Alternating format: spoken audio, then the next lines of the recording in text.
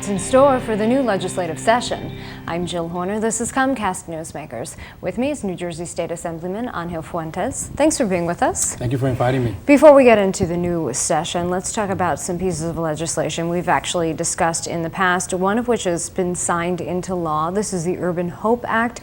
Talk to us a little bit about what this does. Sure. Actually, it was in January that the governor signed this this bill into law. It would assist 3 municipalities throughout the state of New Jersey, and that's Newark, Trenton, and Kansas City. So if an applicant, a nonprofit, has an interest, they have to really build a new school. Money, not from the taxpayers, but their money.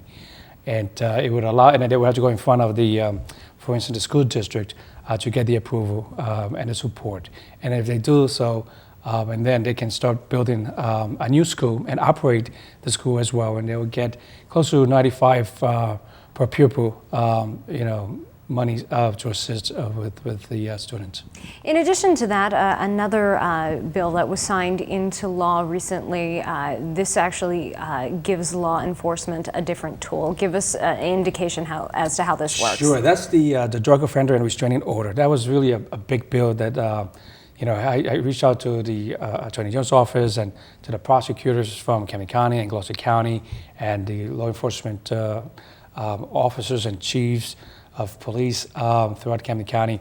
This would empower the police officers as well as the prosecuting officer that if an individual once released from prison, and if that person goes back to the crime scene, then the police officer can call the municipal judge to say, Judge, the individual was just released and back into the crime scene. And then the judge will say, you know what, send him back to jail. I mean, it sounds like very punitive, but I hope they'll get the message that we're tired. It's not right for children who just want to play in those streets.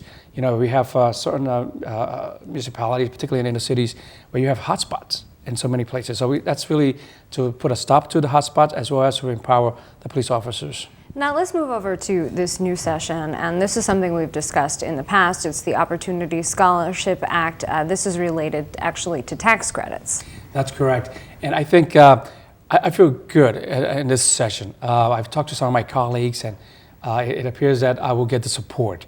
I know when the governor, during the State of the State address, he brought it up again, the Opportunity Scholarship Act. So this would allow particularly chronically failing schools, where a parent can now say, you know what, I want my child to go into a good school. And the parent would have some scholarship money, up to $6,000 a kid, from K through 8th grade, and then high school close to $9,000.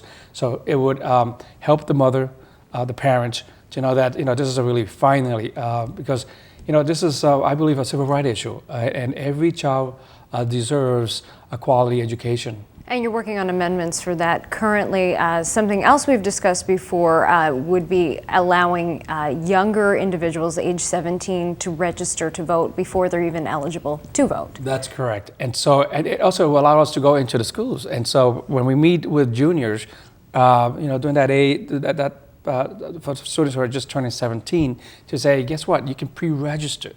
And the moment you turn 18, automatically you can vote. So I think it'll be good for us as legislators to go and educate about civic engagement and have that interaction and learn from them, what are some of their concerns as young people.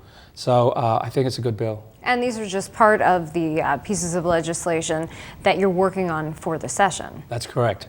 The 215th session. All right, and just a very few seconds left, but issues related from everything from these to domestic violence. That's correct. A mother who attended college and she lost her $2,000 and even the courses because of the domestic violence. So this will allow to say, you know what, you'll get your $2,000 or the courses. And you have a bill related to that. Absolutely. We've been talking with New Jersey Thank State Assemblyman Angel Fuentes. I'm Jill.